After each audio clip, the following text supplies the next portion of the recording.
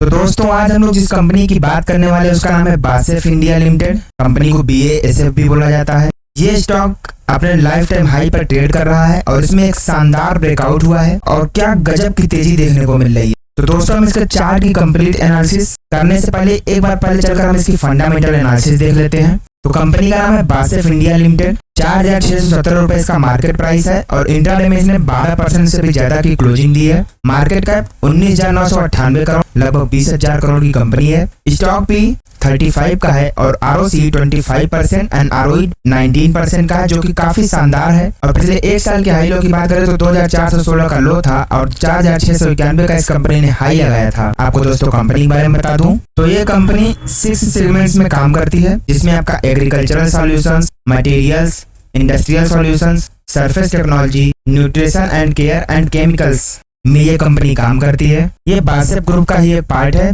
जिसमें कि 1,10,000 employees globally almost every countries in the world से काम करते हैं और इसने 2020 में 59 बिलियन यूरोज का सेल्स जनरेट किया था। तो देखा जाए तो ये कंपनी बहुत ही बड़े ग्रुप की कंपनी है।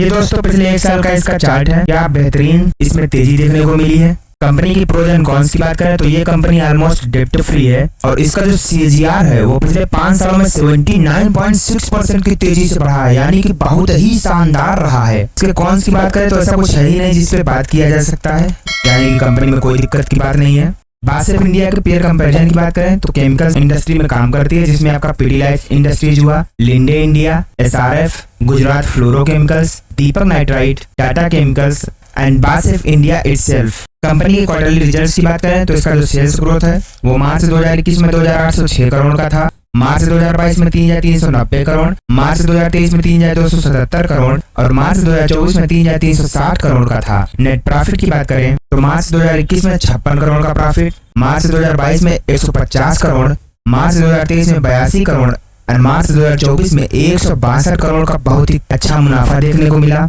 इसका जो अपकमिंग रिजल्ट था वो आज ही आया है, इसीलिए इस स्टॉक में बम्पर तेजी भी देखने को मिल रही है। इसके long term profit and loss की बात करें तो इसका जो सेल्स ग्रोथ है वो मार्च 2013 में 3,941 करोड़ था, मार्च 2017 में 5,073 करोड़, मार्च 2021 में 9,558 करोड़ और मार्च 2024 में 13,767 करोड़ का रहा। वहीं पर नेट प्रॉफिट की बात करें तो जहां मार्च 2013 में 114 करोड़ का प्रॉफिट था, मार्च 2017 में निगेटिव रिटर्न्स रहे, मार्च 2021 में 553 करोड़ का प्रॉफिट और मार्च 2024 में 563 करोड़ का बम्पर प्रॉफिट देखने को मिला। बासेफ के अगर हम CAGR की बात करें तो पिछले 10 सालों में इस कंपनी ने 21% की रेट से, पिछले 5 सालों में 30% की रेट से, पिछले 3 सालों में 23% की रेट से और पिछले 1 साल में 91% की रेट से बहुत ही अच्छा रिटर्न दिया है। कंपनी की बोरोइंग्स की बात करें तो मार्च 2013 में 370 करोड़ का उधार था, मार्च 2017 में 1,275 करोड़, मार्च 2021 में 286 करोड़ का ही रहा और मार्च 2024 तक कंपनी पे सिर्फ और सिर्फ 156 करोड़ का लोन और रह गया है। जिसकी तुलना में अगर हम टोटल एसेट की बात करें तो मार्च 2013 में जहां 2,806 करोड़ का एसेट था, मार्च 2017 में 3,875 करोड़ का एसेट, मार्च 2021 में 5,144 करोड़ और मार्च 2024 में 7,233 करोड़ का इस पास एसेट है, जिसकी तुलना में जो डेप्ट है वो सिर्फ और सिर्फ 156 करोड़ का है, यानी कि यहाँ पर कोई भी दिक्कत की बात नहीं है। कंपनी के शेयर होल्डिंग पैटर्न की बात करें तो प्रमोटर्स की हिस्सेदारी जहां जून 2021 में 73.33% थी, मार्च 2024 में 73.33% ही है, यानी कि प्रमोटर्स ने अपनी पोजीशन में कोई भी फेरबदल नहीं किया है। FIIs की बात करें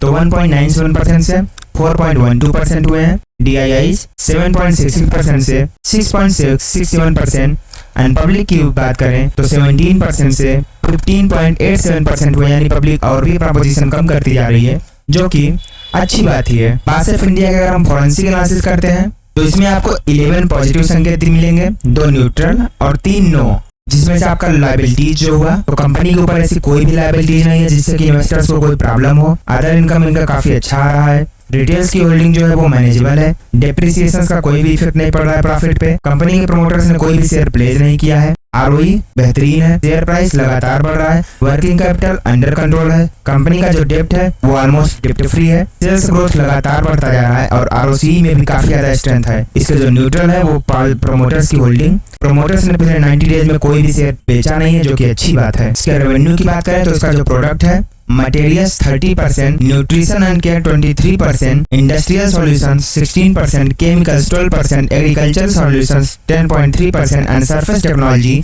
6.2%। तो देखा जाए तो ये काफी अलग अलग सेक्टर्स में काम करती है। इसके लोकेशन की बात करें तो इंडिया से इसका 97% का बिजनेस आता है and rest of the world से 2.2% का। ऑपरेटिंग प्रॉफिट की बात करें तो मटेरियल्स बिजनेस से इसको 24.8% का प्रॉफिट आता है, इंडस्ट्रियल सॉल्यूशन से 21.1% का, एग्रीकल्चर सॉल्यूशन से 18.2%, न्यूट्रिशन एंड केयर से 16.7%, केमिकल्स 12.5% एंड 6.6% अदर्स। एसेट की बात करें तो इंडिया में इसका सारा का सारा एसेट है। इसके सप्लायर्स की बात करें तो ये कंपनी दीपक नाइट्राइट को, आरती इंडस्ट्रीज को, Himadri speciality chemicals, Vinati organics, Navin fluorine, Mahindra Lifespace developers, Privi speciality, HLE Glascoat, IOL chemicals, Sadhana nitrochem जैसे और भी बेहतरीन कंपनियों को ये कंपनी अपना प्रोडक्ट सप्लाई करती है।